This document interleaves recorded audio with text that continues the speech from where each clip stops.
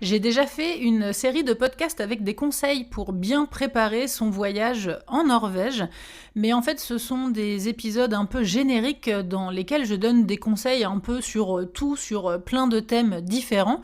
J'y parle évidemment des vêtements, mais c'est vrai que c'était pas un épisode dédié, donc comme je reçois vraiment beaucoup de questions, et là comme le rush des vacances d'hiver en Norvège arrive avec le mois de décembre, janvier, février et mars, je me suis dit que c'était le bon moment pour sortir cet épisode. Tout d'abord, je voulais vous préciser que vous n'avez pas forcément besoin d'investir dans des vêtements techniques de grandes marques très chers. Évidemment que quand on vient en Norvège, l'hiver, il faut venir équipé, bien équipé, mais ça ne veut pas forcément dire équipé en grande marque et équipé de choses très chères. Mon conseil principal, ce serait d'acheter des vêtements qui vont vous servir après. Évidemment, n'investissez pas des centaines et des centaines d'euros dans des vêtements spécifiques. Vous avez peut-être vu des conseils particuliers sur des marques, sur les réseaux sociaux, etc. Je vais vous donner dans ces épisodes le plus de conseils possible avec un objectif de dépenser le moins possible. C'est-à-dire que je trouve ça un peu bête d'investir dans une tenue vraiment qui serait beaucoup trop chaude et qui ne pourrait pas vous convenir pour un autre séjour en montagne par exemple. Il faut être équipé chaudement évidemment, mais ce sont des vêtements qui peuvent tout à fait vous servir pour un séjour à la montagne en France ou ailleurs. Donc si vous devez investir dans du matériel, essayez de penser à long terme et essayez de penser à des choses qui vont vous resservir après. Je vais vous donner les références moi à chaque fois du matériel que j'utilise, enfin en tout cas du genre de vêtements que j'utilise et où je l'ai acheté, mais très honnêtement je suis très équipée Decathlon parce que quand je suis arrivée en Norvège, bon j'avais pas beaucoup d'argent donc je trouvais que les vêtements techniques en Norvège étaient quand même assez chers et comme à l'époque je faisais des allers-retours entre la Norvège et la France en voiture puisque je rentrais en famille en France en voiture pour Noël, et bien j'en profitais pour faire des petites razzias chez Decathlon et le matos Decathlon il est très bien, hein, il est parfait, c'est vraiment, il n'y a pas besoin de plus. Je pense que je vais faire des épisodes par saison, tout comme j'avais fait des présentations du climat et de comment se passe la vie en Norvège aux différentes saisons de l'année. Ici, je vais faire pareil, je pense, pour les vêtements, parce que c'est vrai que c'est pas évident. La Norvège, c'est un pays qui a beaucoup de disparités, c'est un pays tout en longueur qui fait plus de 2500 km de long. Donc évidemment qu'il n'y a pas le même climat au nord et au sud à la même saison en fonction de si on est le long de la côte, si on est dans les terres, si on est en montagne. C'est vrai que du coup c'est pas évident de savoir comment s'habiller. Donc je vais vous guider, répondre à toutes vos questions dans cette série d'épisodes sur les vêtements. Je vais faire un ordre montant en partant des pieds pour aller jusqu'à la tête et je ne reviens pas en détail dans cet épisode sur les chaussures puisque j'y ai pour le coup dédié un épisode à part, je vous mets le lien en description. C'est vraiment un épisode dédié dans lequel je vous donne plein de conseils sur les chaussures à choisir, à emporter pour venir en Norvège l'hiver. Je ne suis pas certaine d'en avoir parlé dans l'épisode sur les chaussures d'hiver, donc je reglisse l'info ici. Je vous recommande d'emmener un petit accessoire indispensable. Me concernant, je l'emmène à toute saison. C'est un accessoire que j'ai acheté à la base pour l'hiver, mais maintenant je l'emmène tout le temps, même l'été. C'est un sèche-chaussures. C'est vraiment deux petites plaques que vous venez mettre dans vos chaussures. Ça se branche. C'est infrarouge, donc c'est censé enlever les mauvaises odeurs et surtout ça vous sèche vos chaussures super bien. De sorte que quand vous passez la journée dans la neige, eh bien vous mettez vos chaussures à sécher le soir. Le lendemain matin, vous avez des chaussures sèches qui sentent bon, qui ne sentent plus l'humidité. Ça met assez peu de temps à sécher en fait. Donc si vous avez plusieurs chaussures à faire sécher pour toute la famille, une seule paire de sèche-chaussures chaussure peut faire l'affaire, je sais pas moi, en une demi-heure, je pense que les chaussures sont sèches. Donc vous pouvez alterner et faire sécher les chaussures comme ça, c'est vraiment un outil indispensable. Pas de marque en particulier à vous recommander, je vais vous mettre le lien d'un modèle, moi je l'avais acheté, il me semble, sur Amazon. J'avais dû payer ça 15 ou 20 euros, mais c'est vraiment un outil à ne pas oublier.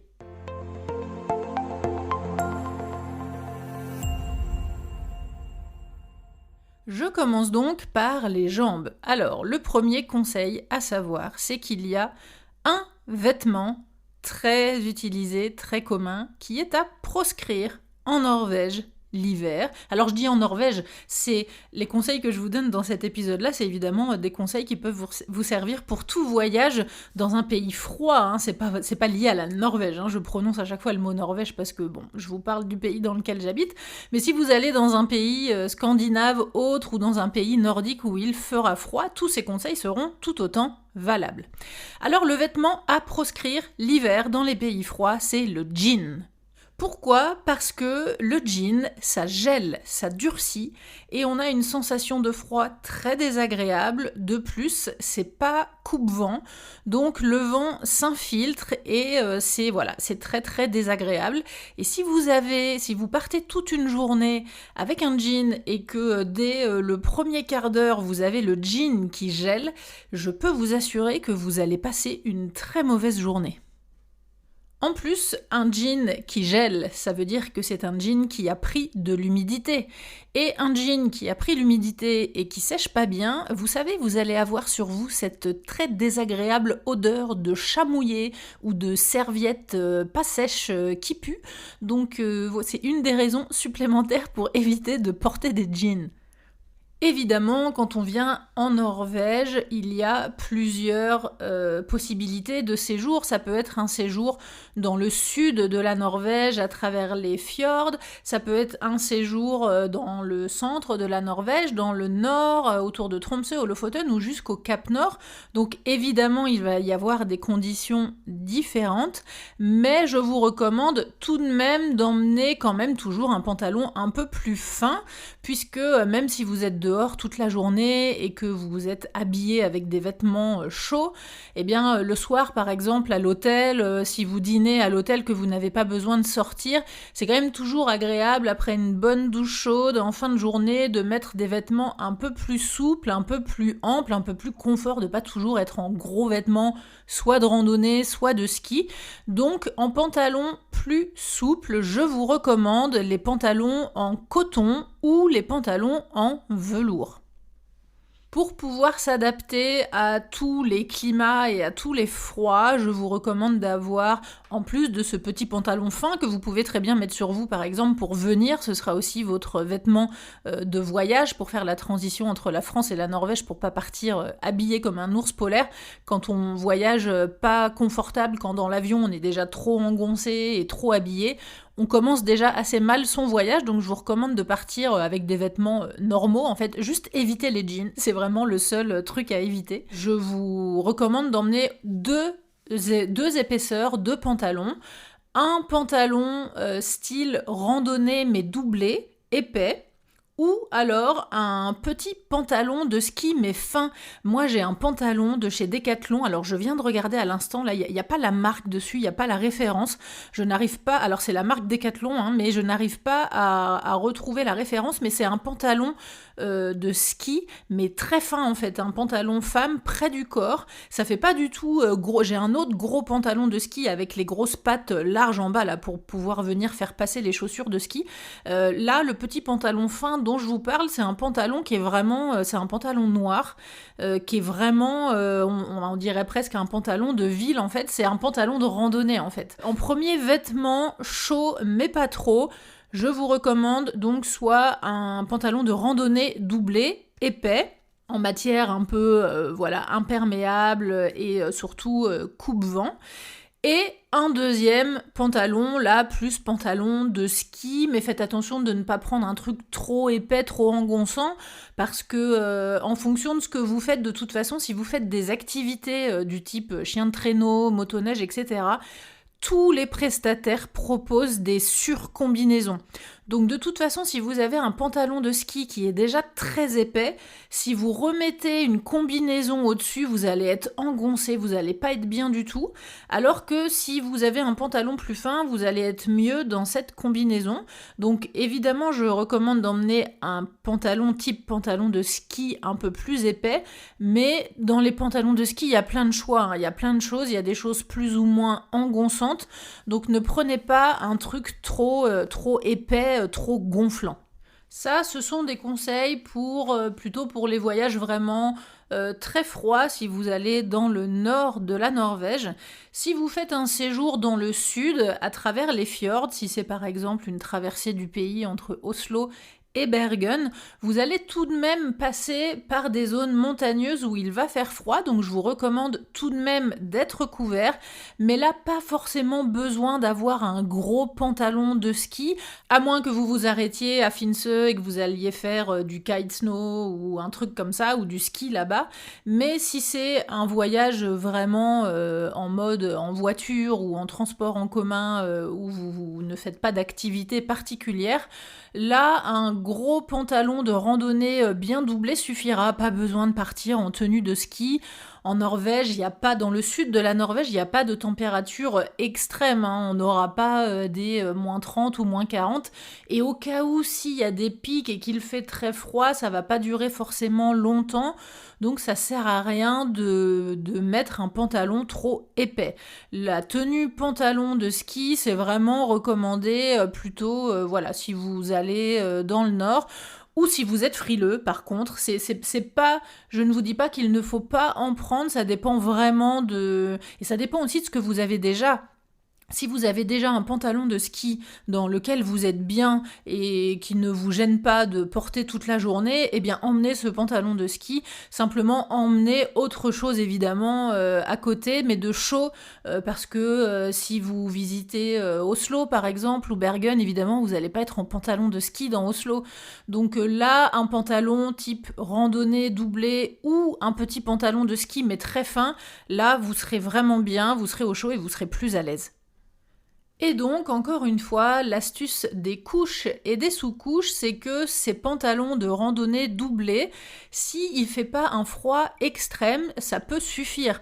Moi, le pantalon de ski fin que j'ai, c'est vraiment très rare que je mette un legging en dessous. Je le mets en général vraiment quand on descend en dessous des moins 10, moins 15.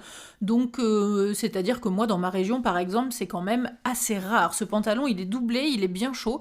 Donc, en général, ça suffit. Mais évidemment, je vous recommande d'emmener un collant thermique ou un legging.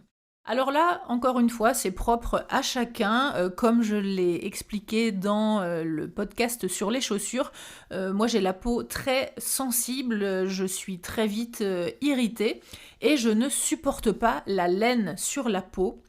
La seule laine que je supporte, c'est la laine mérinos, qui est une autre sorte de laine, hein. Encore une fois, je me prépare aux mauvaises langues qui vont me dire « Oui, mais le mérinos, c'est de la laine, donc si t'es pas allergique à la laine, t'es pas allergique au mérinos. » Le mérinos, c'est un type de laine différent, qui est particulier, qui est justement réputé parce que c'est une laine plus douce, non irritable et beaucoup plus respirante. Donc c'est pas du tout la même chose que la laine en gros tricot, en gros maillot. Alors les Norvégiens sont très fans des vêtements en laine. Déjà, ils tricotent beaucoup, de 7 à 77 ans. Tout le monde tricote, c'est vraiment quelque chose de culturellement très ancré. Mais alors moi, les gros pulls en laine, les gros gants en laine, là qui sont très beaux, hein, les gros gants traditionnels, là, norvégiens, les moufles plutôt d'ailleurs, je ne peux pas en fait. C'est ne serait-ce que de toucher un vêtement en laine dans un magasin, j'ai une crise d'urticaire en fait. Donc je ne peux pas. Par contre, la laine mérinos, ça marche. Donc si vous avez tendance à être sensible, partez là-dessus. C'est un budget, hein, ça coûte cher, ça coûte beaucoup plus cher que de la laine, hein. C'est ce qu'on appelle des vêtements techniques et thermiques, mais c'est un bon investissement si vous allez avoir l'occasion de retourner dans des zones froides. Donc je recommande une sous-couche à emmener pour mettre sous les pantalons dont j'ai parlé avant, au cas où. Vous pouvez aussi, si vous n'avez pas de mérinos et si vous n'avez pas l'intention d'en acheter, vous pouvez aussi opter pour un legging en coton, hein, ça fait l'affaire, ça fait une couche en plus. Moi, je le fais très souvent. J'ai des sous-vêtements, enfin des collants thermiques en mérinos, mais c'est vrai que c'est vraiment très chaud. C'est quand même plus épais, donc c'est vrai que ça crée quand même un petit peu ce côté engonçant. Donc moi ça m'arrive quand même souvent sous mes pantalons de mettre tout simplement un legging en coton tout simple et ça marche, ça fait une couche en plus, ça protège du froid, c'est tout autant efficace. Et si vous supportez la laine, vous pouvez très bien mettre une paire de collants en laine tout classique sous votre pantalon. Puisque j'ai parlé de la peau, je vous prépare une vidéo YouTube dans laquelle je vais vous montrer tous les produits de beauté que j'utilise en Norvège parce que j'ai eu des périodes où j'ai été brûlée en fait par le vent et par le froid. J'ai appris pas mal de leçons et je pense que ça peut vous être utile. Donc je vous ferai une vidéo YouTube parce que je vais vous montrer en fait les produits que j'utilise. Mais là comme ça je glisse, petit conseil, emmenez quand même un gros pot de crème hydratante et hydratez-vous la peau tous les soirs après votre douche parce que d'avoir plusieurs couches de vêtements comme ça sur soi, quand on n'a pas l'habitude et qu'on porte par exemple de la laine, ou moi je peux être irritée même avec du coton hein, parce que les couches créent des frottements et c'est quand même très important de venir bien s'hydrater le soir parce que si vous restez une semaine ou un peu plus, vous pouvez très vite avoir de grosses irritations. En plus, si vous profitez des bienfaits et des saunas, par exemple des jacuzzis, des bains chauds, etc., vous allez quand même mettre votre peau à rude épreuve avec les chauds, les froids, l'humidité, etc. Donc prenez de la crème hydratante et hydratez-vous tout autant le corps que le visage. Pour le corps, vous pouvez prendre n'importe quelle crème, hein, la crème Nivea est très très bien. Et quand j'arriverai à la partie haute du corps et que j'arriverai à la tête, je vous donnerai un petit conseil pour la crème hydratante pour le visage.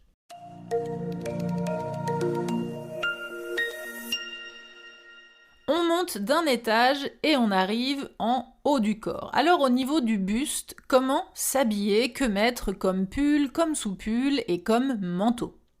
C'est un peu les mêmes réflexions que pour la sous-couche pour le bas, tout dépend de votre sensibilité, de votre réactivité au niveau de la peau et surtout l'élément le plus important à connaître. Alors là, j'apprends rien aux gens qui sont sportifs ou qui habitent déjà à la montagne, hein, mais je donne des conseils génériques de sorte que ceux qui n'ont pas l'habitude puissent trouver des conseils. L'ennemi numéro 1 du froid, c'est la transpiration. Parce que quand on est trempé, pas besoin d'être dégoulinant, hein, mais si on est un petit peu humide, on va vite avoir froid. Et si jamais votre première couche qui est au contact de votre peau est en coton, ce coton va absorber l'humidité, il va rester froid et quelles que soient les couches et la qualité des couches que vous aurez au-dessus, vous aurez froid. Donc c'est vraiment la couche la plus importante si vous devez investir un petit peu, c'est dans cette couche-là. En fait, la technique de l'oignon de mettre des couches différentes, normalement c'est 3 couches. Il y a une première couche que l'on doit mettre sur soi au contact de la peau qui doit absolument être en matière respirante et en matière qui n'absorbe pas l'humidité mais qui est chaude. Donc la matière la plus conseillée c'est le mérinos ou les matières techniques. Moi, je mets beaucoup de première couche un petit peu en vêtements de sport, là, en synthétique.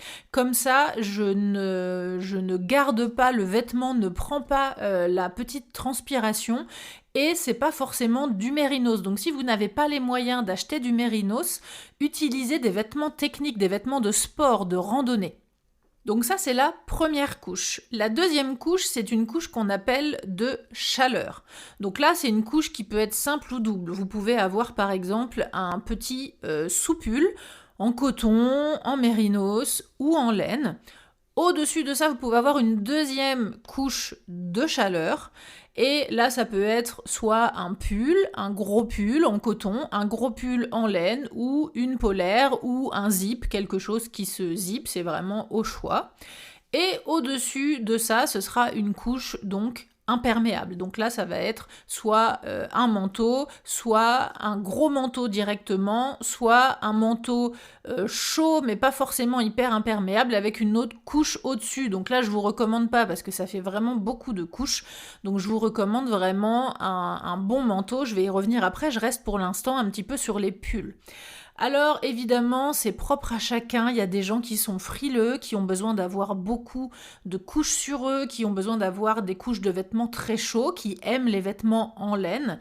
Moi, c'est pas mon cas, alors même si j'ai un sous-pull avec un col roulé, j'ai beaucoup de mal avec la laine. Donc j'ai des gros pulls en laine, mais je les mets très rarement en fait, parce que quand je les mets, il faut absolument en dessous que je mette un gros sous-pull bien épais en coton pour être sûr que la matière de la laine ne vienne pas me gratter, parce que ça m'est arrivé de mettre des sous-pulls en dessous, mais fins en fait, et du coup la laine me grattait par-dessus la couche du sous-pull en coton. Donc vous voyez, j'ai vraiment une réaction avec la laine. Alors maintenant, il existe des mélanges, donc moi je prends jamais de laine pure.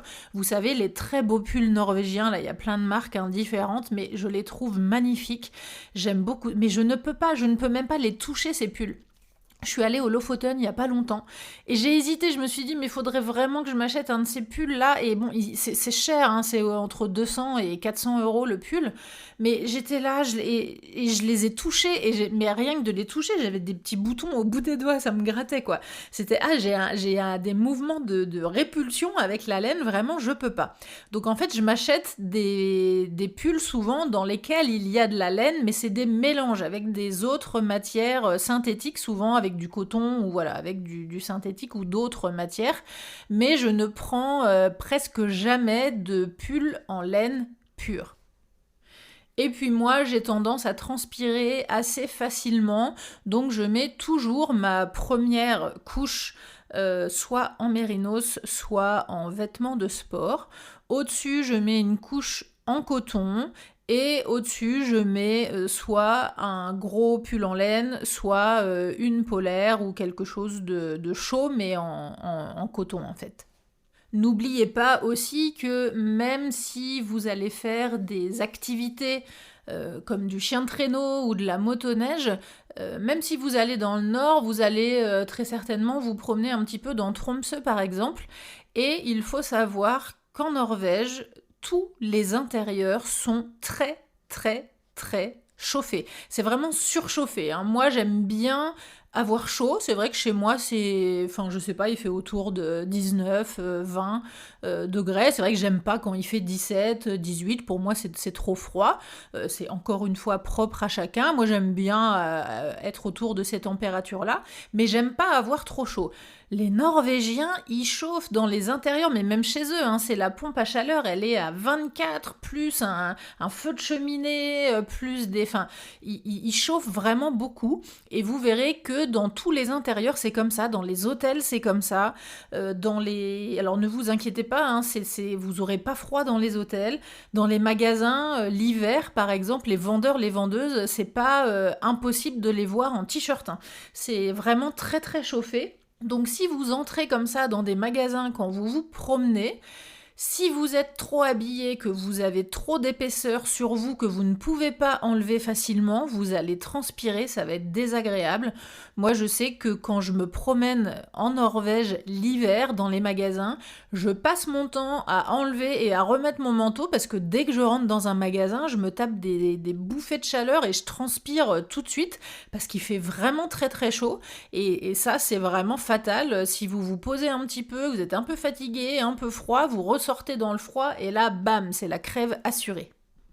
Donc surtout, mon conseil principal, c'est de mettre des couches Même si vous supportez la laine à même la peau, je ne vous recommande pas de mettre par exemple juste un t-shirt et puis un gros pull en laine. Je vous recommande de mettre une petite couche plus fine en dessous. Comme ça, si vraiment vous avez chaud, vous pouvez finir avec juste votre petit sous-pull en coton ou en mérinos. Parce que c'est une réflexion qu'on voit souvent, hein. Par exemple, si vous avez juste un t-shirt avec un gros pull en laine, si vous entrez dans un restaurant pour vous poser pour manger et que vous avez trop chaud parce que votre pull vous tient trop chaud, si vous enlevez votre pull et que vous vous retrouvez en t-shirt, bah là vous pouvez avoir un peu froid par contre parce que ça va être trop peu. Donc c'est vrai que c'est pas toujours évident à gérer, ou alors vous pouvez avoir toujours avec vous dans votre sac à dos une petite couche à mettre en plus, une petite polaire fine par exemple. Ça c'est très judicieux d'avoir ça toujours dans son sac à dos, une petite couche à venir mettre en plus, qui pourrait très bien servir de surcouche au-dessus de votre pull en laine si jamais vous avez froid à un moment dans la journée. Autre conseil un peu bête mais auquel on ne pense pas forcément, faites attention de ne pas avoir trop de couches sur vous de vêtements avec des cols, avec des zips. Parce que si vous avez par exemple une sous-couche, un sous-pull qui monte avec un col, avec un zip, si au-dessus de ça vous avez un gros pull en laine avec un col camionneur qui monte, et que au-dessus de ça, vous venez mettre par exemple un tour de cou ou une écharpe, eh bien vous n'arriverez plus à fermer votre manteau parce que vous aurez trop d'épaisseur au niveau du cou et vous allez vous retrouver avec le cou entre guillemets à l'air et vous ne pourrez pas fermer correctement votre manteau et ça peut être fatal. Donc moi, j'aime pas trop les vêtements qui montent comme ça au niveau du cou. Je prends presque tout le temps des coups ras et je viens mettre un bon tour de cou ou une bonne écharpe, mais du coup je n'ai que cette épaisseur-là autour de mon cou, sous mon manteau, et du coup c'est assez fin et je peux venir fermer mon manteau pour me protéger du vent ou des tempêtes de neige.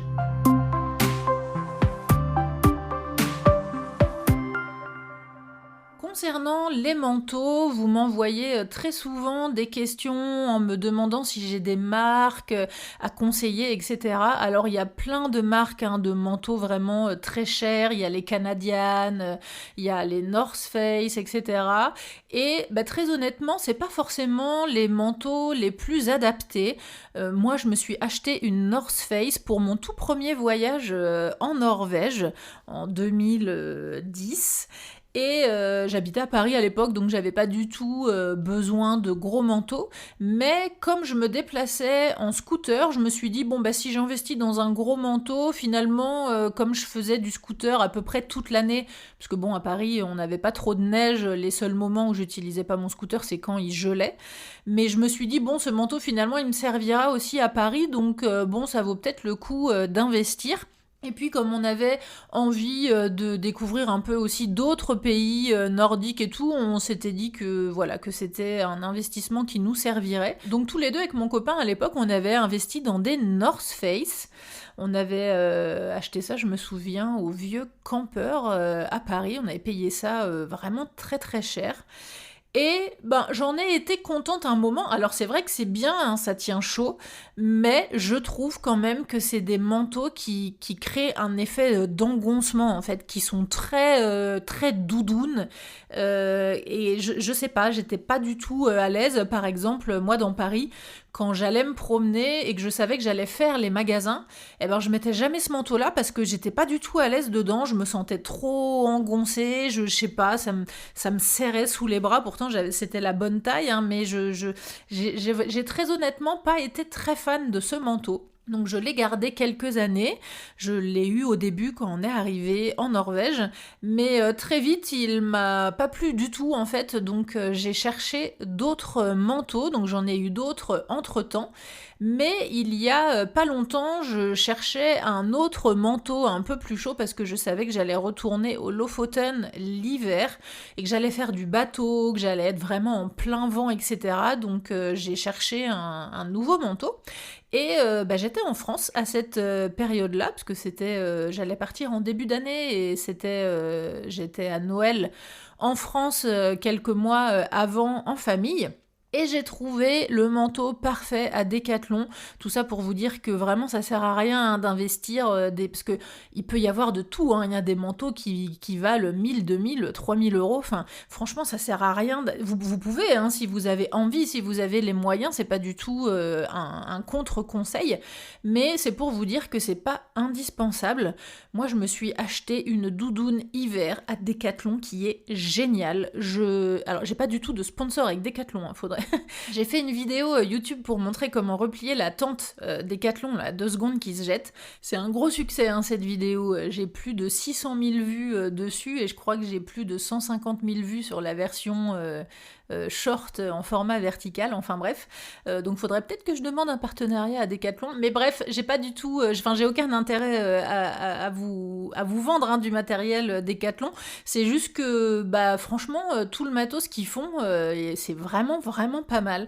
Donc je vous mets la référence de la parka hiver que je me suis achetée. Elle vaut 130 €, donc franchement, c'est pas un gros budget. Et elle est génialissime, elle va jusqu'à moins 20 degrés et du coup je l'ai emmenée pour mes derniers voyages au Lofoten et je vous confirme qu'elle est parfaite. Elle est imperméable, elle protège bien du vent et surtout elle a une grosse capuche avec un tour en moumoute, en doudoune. Et ça, c'est un des conseils principaux concernant le choix de votre manteau. Évidemment qu'il faut prendre un manteau avec une capuche, c'est le premier truc. Enfin, le premier truc, c'est qu'il faut un manteau imperméable, évidemment, déperlant.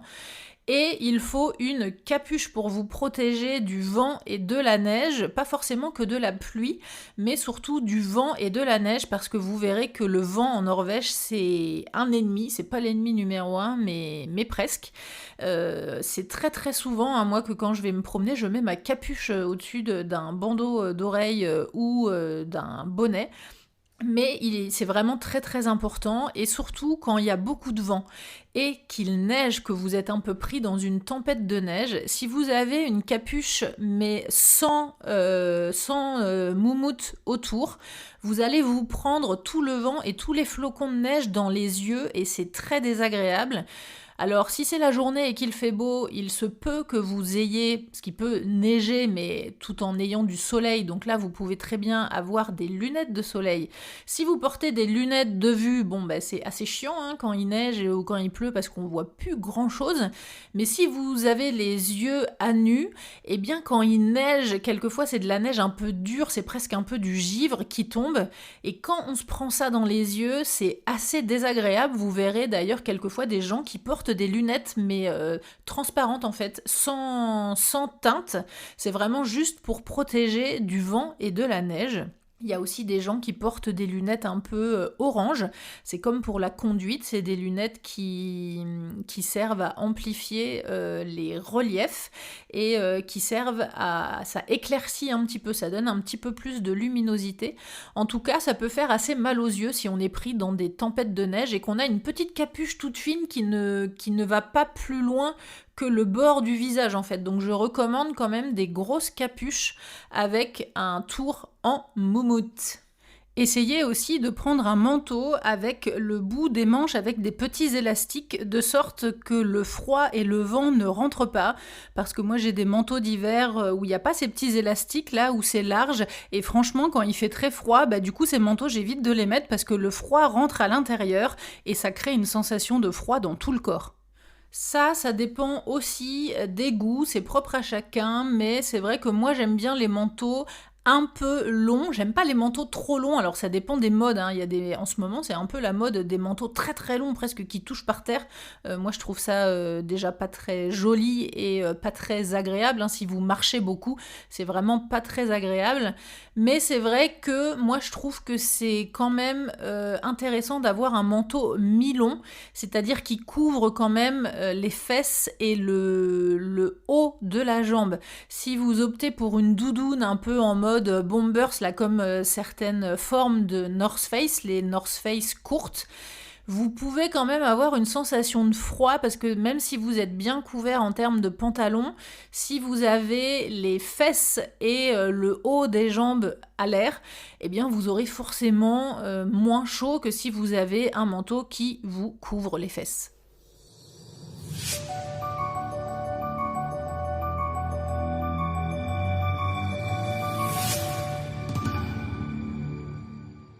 On passe aux extrémités, les mains et la tête. Alors je commence par les mains, les gants évidemment. Tout pareil que pour les sous-couches, tout dépend de ce que vous aimez, de ce que vous supportez. Alors en Norvège, il y a 2 teams, il y a la team gants et la team moufles, même si 90% des Norvégiens utilisent des moufles. Donc moi, sur ce point, je ne suis pas norvégienne parce que je déteste ça. Je ne supporte pas les moufles. Il a pourtant été prouvé que ça tient beaucoup plus chaud puisque du coup, à l'intérieur de la moufle, les doigts qui sont au contact les uns des autres créent de la chaleur. C'est comme quand 2 humains se mettent l'un près de l'autre, eh bien on se transmet la chaleur. Eh bien les doigts entre eux se transmettent la chaleur. Si on marche un peu par exemple et puis qu'on libère de l'énergie, qu'on libère un petit peu, qu'on dégage de la chaleur, eh bien la chaleur que les doigts dégagent va créer dans la moufle une sensation de chaud. C'est vrai, j'ai essayé, c'est vrai, ça marche, mais j'aime pas ça. Je ne supporte pas ça. Quand je suis fixeuse par exemple, je dois me servir de mes mains, je dois faire des choses, je dois porter des choses, donc avec les moufles on est pâteau là, enfin moi je déteste ça, j'aime pas du tout, donc je n'ai aucune paire de moufles, j'ai que des gants. Vous pouvez mettre une petite paire de gants en laine. Alors les petits gants en laine, ça va. Je les supporte, quoique quelquefois l'hiver, si vraiment il fait froid, si j'ai une paire de gants en laine et que au-dessus je remets une autre couche, ça peut m'irriter un peu les mains.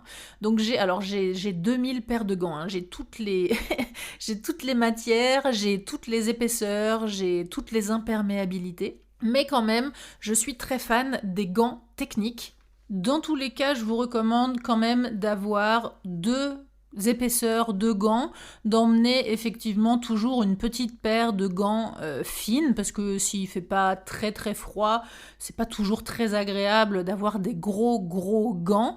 N'emmenez pas forcément des gros gants de ski, encore une fois, si vous faites des activités, la plupart des prestataires proposent du matériel, vont vous prêter des combinaisons, des gants, des surbottes, des casques, des lunettes de ski, vous avez vraiment tout sur place, renseignez-vous avant évidemment, mais vraiment pas besoin d'investir dans du gros matériel. Vous pouvez investir, évidemment, vous pouvez emmener vos gants de ski, mais à mettre au-dessus, mais je vous recommande quand même d'avoir une autre paire de petits gants intermédiaires. Moi, les gants que vraiment j'ai, alors encore une fois, Decathlon, je les ai trouvés à Decathlon, c'est pas la marque Decathlon, mais moi, les gants qui pour moi sont les meilleurs du monde, et ça fait des années que j'utilise ces gants.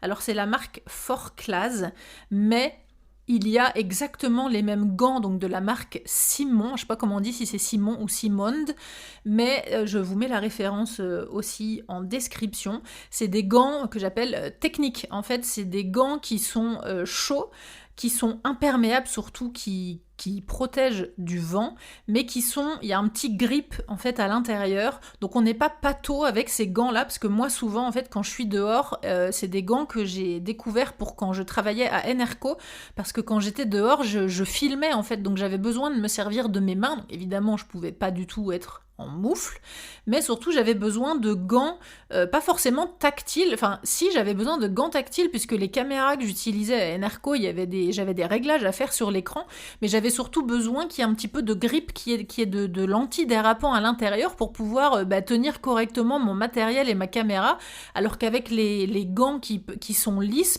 quelquefois c'est pas évident.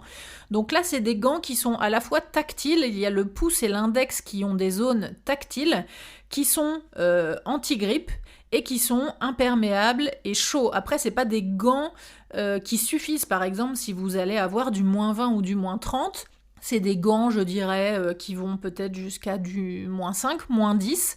Donc, si vous savez que vous allez avoir plus froid que ça, vous pouvez prendre vos gants de ski que vous pouvez mettre soit au-dessus de petits gants en laine, soit au-dessus de ces gants-là. Mais je vous recommande d'avoir une paire de gants comme ça qu'on appelle donc technique. C'est vraiment un tissu très très intéressant parce que c'est respirant et ils sont renforcés en plus au niveau de la paume. Donc, c'est assez intéressant.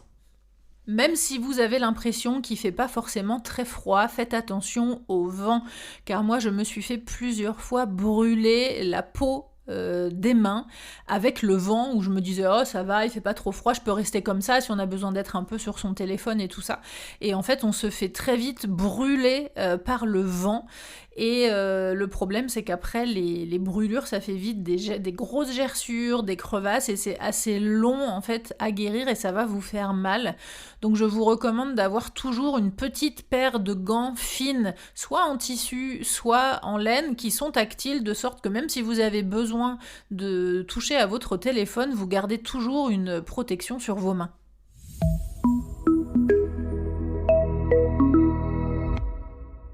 Et donc, on arrive à la tête. Alors, je commence par le cou.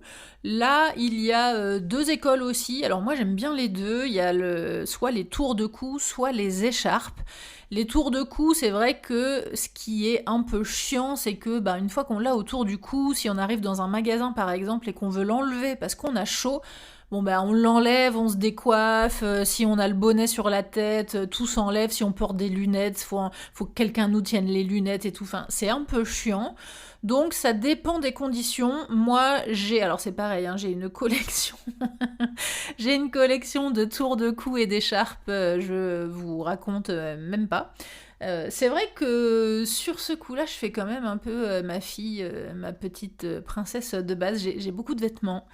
J'ai beaucoup de chaussures, j'ai beaucoup de sacs, j'ai beaucoup de gants, d'écharpes et de tours de cou. J'ai une très belle collection. Et dans tous les cas, le tour de cou, ça peut être intéressant quand vous marchez, parce que c'est vrai que c'est moins engonçant qu'une écharpe. Parce qu'une écharpe, pour être bien couvert, en général, on va faire au moins un tour, et du coup, on a forcément à un endroit, autour du cou, l'endroit où l'écharpe se recouvre, en fait, et où on a une double épaisseur, et en fonction de l'écharpe que vous choisissez, ça peut être assez engonçant. Donc ça, c'est vraiment un conseil pour le froid, comme je l'ai dit tout à l'heure quand je parlais des manteaux. Faites attention de ne pas prendre une écharpe trop épaisse. Vous savez, il y a des écharpes un peu jolies, un peu fashion et tout, si vous voulez essayer de vous dire bon, quand même, je pars dans le froid, je vais être habillée en truc de ski et tout, mais j'ai quand même envie de garder un petit côté un peu bien habillé, féminin. Faites attention de ne pas emmener une écharpe trop épaisse, parce que du coup, vous ne pourrez pas forcément fermer votre manteau. Après, il y a des gens que ça ne gêne pas de fermer le manteau et de venir mettre l'écharpe autour du manteau. Moi, je déteste ça.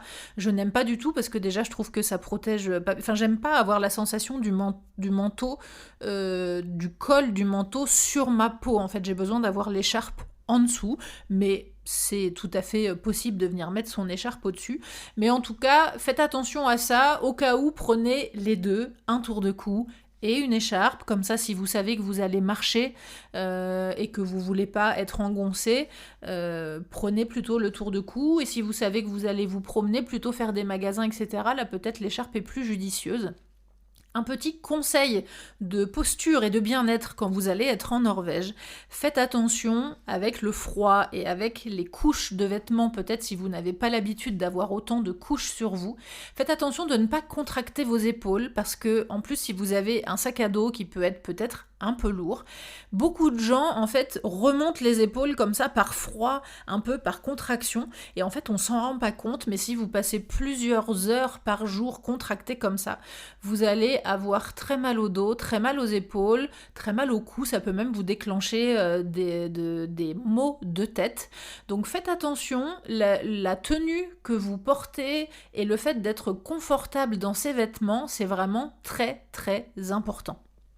Alors pareil, hein, pour les écharpes ou les tours de cou, les matières, c'est propre à chacun. Il y a du coton, il y a du mérinos, il y a de la laine. C'est vraiment comme vous voulez.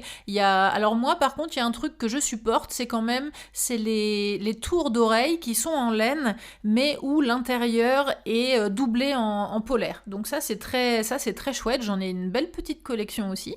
J'en ai des plus ou moins larges, des plus ou moins épais, de toutes les couleurs pour faire ressortir la couleur des yeux. Donc se protéger les oreilles aussi, le bonnet ou le tour de cou, les deux sont bien. C'est vrai qu'avec le bonnet, évidemment, on a plus chaud puisque c'est plus couvrant, mais on peut se sentir aussi un peu engoncé avec un bonnet sur la tête. Donc c'est vrai que moi j'ai découvert ça en Norvège. Je savais, hein, j'avais jamais eu avant d'arriver en Norvège de tours d'oreilles. C'est vrai qu'ici on a beaucoup, hein, dès le printemps, dès que ça se rafraîchit un petit peu, vous voyez tous les Norvégiens avec des tours d'oreilles en coton. Donc moi j'aime beaucoup parce que je trouve que ça tient un petit peu chaud, mais pas trop. En plus, bon, moi j'ai les cheveux longs, mi-long ou long, mais j'ai les cheveux très épais, donc je ne peux pas mettre tous les bonnets. Il me faut des bonnets avec de la place pour venir mettre mes cheveux dedans, en fait. Ou alors, il faut que je me fasse une tresse et que je ne mette pas mes cheveux dans le bonnet. Mais dans ces cas-là, le bonnet, il a tendance à remonter un petit peu. Enfin, ça, c'est un truc de fille, hein, c'est un peu c'est un peu un détail, voilà, mais c'est pas si simple en fait, hein, parce que moi j'ai toujours eu les cheveux longs et épais, et du coup c'est pas simple de trouver des bonnets. Il y a des fois des bonnets qui sont assez jolis, avec un pompon au-dessus et tout. Là, moi je peux pas mettre ce genre de bonnet, parce qu'il me faut un bonnet dans lequel je puisse faire redescendre le haut du bonnet en fait à l'arrière pour venir mettre mes cheveux dedans en fait. Il existe aussi des bonnets maintenant avec des zips, où vous pouvez venir ouvrir à l'arrière, faire passer vos cheveux, vous avez les cheveux dehors, et vous venez refermer. Alors ce qui est un peu con avec ce genre de truc en Norvège, c'est que si vous êtes dehors, qu'il pleut, qu'il neige ou qu'il vente, du coup vous allez avoir les cheveux mouillés et humides. Donc c'est pas super, c'est un petit truc, j'ai vu qu'il y avait ça dernièrement qui existait, donc c'est une possibilité, mais quand même c'est pas top. Donc je recommande soit le tour d'oreille, soit le bonnet. Et même si vous êtes fan des tours d'oreille, que vous partez avec un tour d'oreille, emmenez quand même un bonnet, hein, un gros bonnet classique, parce que quand même, si vous êtes dans une tempête de neige ou qu'il fait vraiment très froid, là vous allez enlever votre tour d'oreille et passer au bonnet.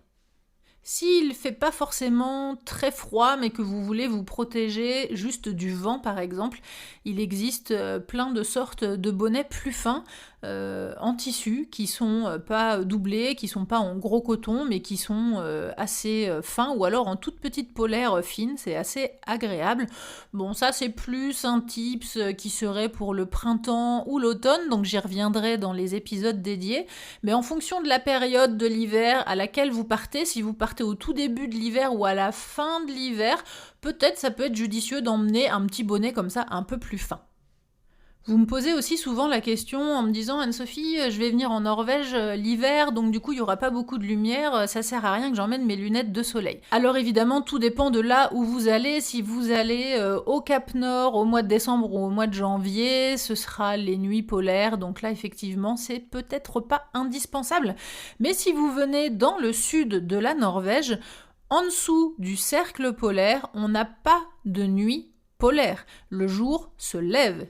Il ne se lève pas longtemps, mais il se lève. Je vous prépare également une vidéo YouTube là-dessus parce que c'est vrai que c'est pas évident de faire la différence entre les nuits polaires, les jours polaires, le soleil de minuit, etc. Tout se joue évidemment avec la géographie du pays en fonction de la distance par rapport au cercle polaire, mais c'est pas évident de savoir et de prévoir en tout cas quel va être le climat, quelle va être la luminosité. Donc si vous venez dans le sud de la Norvège, même en plein hiver, vous aurez de toute façon de la lumière et il se peut que vous ayez besoin de mettre vos lunettes de soleil parce que le soleil, eh bien quand il se lève, il est là. Donc s'il est fort et que vous l'avez en pleine face, ça peut être très désagréable. Donc vraiment les lunettes de soleil, emmenez-les. Moi, mes lunettes de soleil, je les utilise toute l'année. Ne serait-ce que pour conduire, par exemple. Si vous allez louer un véhicule et que vous allez conduire, si vous avez du soleil, l'hiver avec la neige, c'est vraiment, voilà, les gens qui ont l'habitude de la montagne ou qui habitent en montagne savent très bien que la réverbération du soleil sur la neige, c'est vraiment très très dangereux. D'ailleurs, on peut être blessé, hein. Il y a des gens qui ont vraiment été blessés au niveau des yeux, hein, qui ont eu des problèmes de vue à cause de ça, parce que ça peut être très dangereux. Donc si vous venez dans un endroit de la Norvège où le soleil va se lever, emmenez vos lunettes de soleil. Comme je vous le disais tout à l'heure, je vous prépare aussi donc une vidéo concernant les produits de beauté, mais je vous donne un petit conseil ici concernant la crème hydratante à mettre sur votre visage. Faites très attention au choix de votre crème. Je raconterai l'histoire en détail dans la vidéo YouTube, mais en gros, il m'est arrivé de me faire brûler le visage lors d'un séjour en hiver dans le Telemark, peu de temps après mon arrivée en Norvège. Et je commençais à avoir des grosses gerçures sur les joues. Et je comprenais pas, donc je me suis dit, je vais m'hydrater encore plus, c'est que j'ai pas dû mettre de crème, donc j'en remettais le matin, j'avais emmené le tube avec moi, j'en remettais l'après-midi, j'en remettais le soir, et c'était de pire en pire. Et je comprenais pas parce que c'était de la crème de La Roche-Posay, qui est une marque qui est distribuée Aven, et La Roche-Posay, c'est des crèmes qu'on trouve en Norvège. Moi, j'avais pris l'habitude d'utiliser ça parce que j'ai la peau assez réactive, assez sensible. Donc, en France, à Paris, j'utilisais cette marque-là. Donc, j'ai continué à acheter ça quand je suis arrivée en Norvège. Je me suis dit, c'est une bonne marque, c'est une bonne crème, c'est un produit de pharmacie. Donc, voilà, ça devrait bien me protéger. Et puis, donc, j'étais vraiment mal parce que ça commençait à s'étaler. J'avais vraiment mal au visage, quoi. Donc je suis allée dans une pharmacie norvégienne, et puis quand elle m'a vue arriver, elle m'a dit « Oh là là, vous avez eu froid ?» Parce que du coup, j'avais la peau très réactive, donc comme il faisait froid dehors, justement, quand je rentrais dans les boutiques ou dans les magasins, je devenais rouge, et franchement, c'était un peu gênant. Et la pharmacienne a tout de suite vu que j'avais un problème de peau, et elle m'a dit « Qu'est-ce qui vous arrive ? On dirait des brûlures de froid, de vent, en fait. » J'ai dit « Oui, je pense. » Elle m'a tout de suite demandé ce que j'utilisais comme crème, et elle m'a dit « Oh là là, mais ça va pas du tout. » Pourquoi ? Parce que les crèmes de La Roche-Posay, ce sont des crèmes qui sont donc très hydratantes. Moi, j'avais pris en plus la formule riche, là, ou je sais plus quoi, qui est extra hydratante. Le problème de ces crèmes, c'est qu'à l'intérieur, il y a de l'eau. Et que l'eau, ça gèle. Donc quand on met la crème sur le visage et qu'on va dehors, eh bien la peau, elle gèle. Donc c'est pour ça que j'ai eu des gerçures, tout simplement. C'était à cause de la crème, en fait. Du coup, plus j'en mettais, plus je brûlais. Donc elle m'a dit non, faut pas mettre ça. Il faut mettre, alors déjà elle m'a dit en protection dessus. En Norvège, ils utilisent beaucoup de produits Vaseline. Donc moi, quand je suis arrivée en Norvège, du coup, j'en utilisais aussi. Maintenant, j'en utilise plus parce que bon, évidemment, avec toutes les controverses de ces produits, de ce qu'il y a à l'intérieur et tout ça, c'est pas top. Surtout sur le visage, parce que ça peut être quelque chose qui peut être amené à toucher, qu'on peut avaler. En fait, il y a carrément des produits de lèvres de chez Vaseline qui sont super. En fait, ça fait un peu comme des baumes colorés. Moi, je les ai utilisés pendant des années. Mais c'est vrai que comme moi, je mets beaucoup de baume sur les lèvres, c'est quand même quelque chose qu'on a tendance à avaler si on touche un peu ses lèvres comme ça et tout. Donc, en tout cas, les Norvégiens utilisent beaucoup les petits pots là, jaunes de crème Vaseline pour venir justement mettre sur les gerçures, parce que les produits Vaseline, en fait, c'est des produits qui ne pénètrent pas dans la peau, qui sont censés ne pas pénétrer dans la peau. Donc justement, ça fait une couche protectrice et ça évite de brûler, en fait, ça évite les gerçures.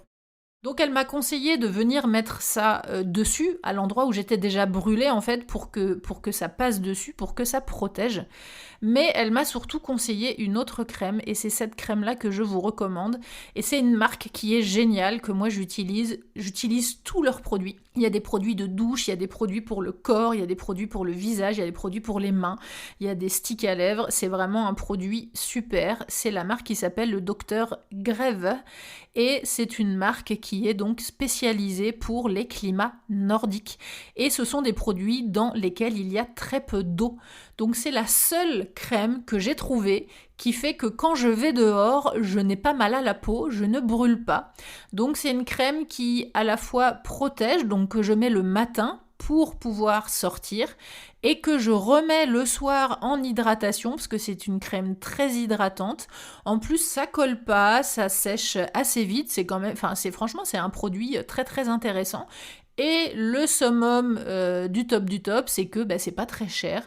Donc ça se trouve en grande surface en Norvège, il n'y a pas besoin d'aller dans les pharmacies.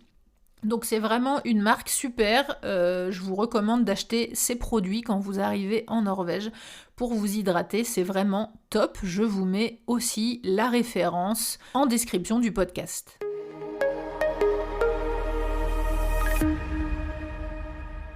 Si jamais quand vous arrivez en Norvège, il vous manque des choses et que vous cherchez les magasins de sport, l'équivalent de Decathlon en Norvège, c'est une chaîne qui s'appelle XXL. Ça reste quand même plus cher que Decathlon, hein. C'est vraiment essayer de partir quand même avec l'équipement dont vous aurez besoin déjà, parce que si vous achetez tout en Norvège, ça va quand même vous coûter beaucoup plus cher. Donc je vous recommande de partir équipé. Ça vous empêchera pas de ramener quelques petits souvenirs si vous voulez vous ramener un joli bonnet en laine avec les motifs norvégiens. Mais en tout cas, si vous avez besoin de quelque chose, c'est XXL. Il y a plein d'autres chaînes de sport, hein. Il y a des Intersport aussi. Il y a des magasins qui s'appellent Sports N, donc c'est Sport 1, Sports N. Vous pouvez aussi trouver des vêtements et des accessoires dans les magasins de type Europris, Jula, Rusta, Nille. Voilà, vous pouvez trouver à plein d'endroits, mais encore une fois, je vous recommande de venir déjà équipé. En plus, dans les magasins norvégiens, que ce soit en termes alimentaires ou en termes accessoires et vêtements, vous verrez qu'il y a quand même très peu de choix. C'est assez compliqué de trouver la forme, la taille et la matière qu'on veut, donc essayez de prévoir avant. Si vous êtes frileux, vous pouvez acheter des petites chaufferettes, on en trouve dans tous les magasins de sport. Il y a des chaufferettes spécifiques pour les pieds, des chaufferettes spécifiques pour les mains et des chaufferettes un petit peu passe-partout que vous pouvez mettre dans vos poches extérieures de manteau, dans vos poches de pantalon ou dans la poche intérieure par exemple de votre manteau. C'est un bon tips aussi pour garder son téléphone au chaud, car avec le froid, les téléphones ou les batteries des appareils photo ont tendance à très vite se décharger. Alors c'est un tips de tournage si vous partez par exemple à la chasse aux aurores boréales dans le nord de la Norvège. Vous pouvez acheter une petite pochette et y glisser vos batteries d'appareils photo et votre téléphone pour les garder au chaud. Les batteries se déchargeront moins vite. Si vous emmenez une thermos aussi avec des boissons chaudes, ça dégage forcément un petit peu de chaleur autour, donc vous pouvez aussi mettre à côté votre téléphone ou vos batteries pour qu'elles restent un petit peu au chaud. Dernier petit conseil, faites aussi attention au sac à dos que vous emmenez. Si vous voulez garder un petit peu votre côté aussi city life, un petit peu féminin et tout ça, faites attention parce qu'il y a certains sacs à dos qui ne sont évidemment pas imperméables. Et si vous venez en Norvège l'hiver, vous avez quand même de très fortes chances d'avoir soit de la pluie, soit de la neige. Donc si votre sac à dos termine détrempé, ça va pas être super. Au cas où, emmenez une petite protection, un petit sac, comme une capuche un peu là, à venir mettre sur les sacs à dos si vous voulez emmener un sac à dos qui n'est pas forcément imperméable. Mais sinon, je recommande quand même les sacs à dos plutôt type randonnée sport qui sont imperméables.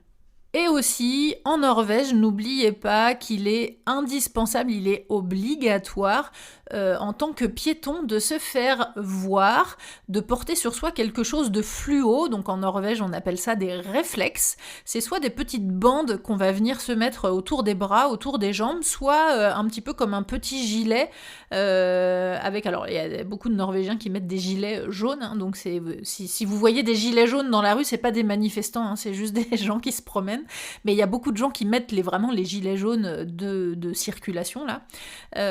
Mais il existe des trucs plus discrets, hein. Vous pouvez venir mettre des petites bandes. En tout cas, il faut avoir sur soi au moins quelque chose qui reflète la lumière pour qu'on puisse vous voir de l'avant ou de l'arrière, parce qu'il y a pas mal d'endroits en Norvège, vous verrez, où il n'y a pas de trottoir, où vous serez obligé de marcher sur la route. Donc ça peut être vraiment très très dangereux, hein. Il y a des accidents vraiment tous les ans en Norvège à cause de ça. Et vous verrez, surtout si vous conduisez vous-même, vous verrez que quelquefois c'est très compliqué de voir les gens. Donc aussi, si vous êtes conducteur, faites attention à ça. N'oubliez pas que les piétons ont la priorité en Norvège. Les piétons ont la priorité partout normalement, hein, dans tous les codes de la route. Mais en Norvège, c'est vraiment un truc, c'est du délire, hein. Les piétons, ils ne regardent pas, hein, avant de traverser. Et personne regarde ni à droite ni à gauche, ils s'engagent. Donc il y a encore une fois beaucoup d'accidents là-dessus, même si les gens marchent et commencent à tourner la tête, les véhicules s'arrêtent pour les laisser passer. Donc faites attention si vous louez une voiture. Faites attention aux piétons et vous verrez que quand des fois il neige ou il y a du brouillard ou on voit pas bien, si quelqu'un marche au bord de la route et qu'il n'a pas de réflexe sur lui, eh bien on le voit pas. Et n'oubliez pas aussi que si vous marchez sur la route, il faut toujours marcher du côté gauche en sens inverse de la circulation, de sorte que les voitures qui arrivent soient face à vous, parce que si vous marchez de l'autre côté, vous allez avoir les voitures dans le dos et vous ne les verrez pas arriver. Je vous mets aussi en description du podcast des liens pour venir consulter les heures de lever et du coucher du soleil pour pouvoir jauger quelle durée de luminosité vous allez avoir en fonction de là où vous allez et en fonction de la période.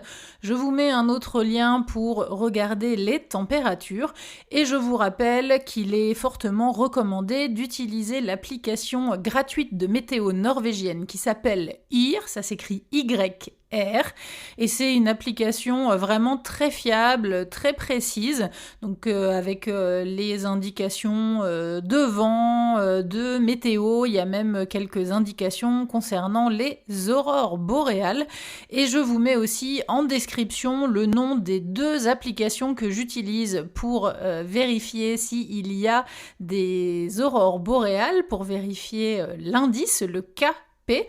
J'utilise Aurora et Aurora Forecast. Dernier petit conseil, essayez d'emmener toujours avec vous 1 ou 2 barres de céréales ou un paquet de gâteaux ou quelque chose à grignoter, parce que quand on n'a pas l'habitude de faire un peu des efforts l'hiver, quand de marcher dans la neige par exemple, ça demande un effort un petit peu plus intense.